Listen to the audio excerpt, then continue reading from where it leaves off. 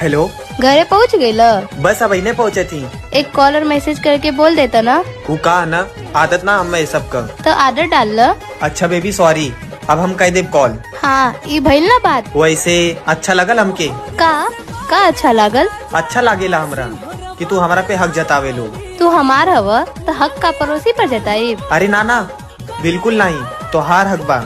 अच्छा ये सब छोड़, कुछ खैला तू? मम्मी घरे ना ही और हमें खाना भी बनावा ना वाला। वीडियो कॉल करा, हम सिखावत है खाना कैसे बनावल जाला। अरे कौनो बात ना, तू थक गया लोगो ना, आराम करा, हम बाहर से कुछ ले ले। हाँ ठीक बा ठीक बा। कुछ कहला का तू? नहीं, हम तो कुछ ना कही है। अच्छा हमके लगला आई लव यू बोलला तू। I love you. हाँ तो हमके बोला के परेला, तू खुद से ना बोल सकेला। हम तो उसे बहुत प्यार करीला जान। हर एक मुस्कान हमारे सोना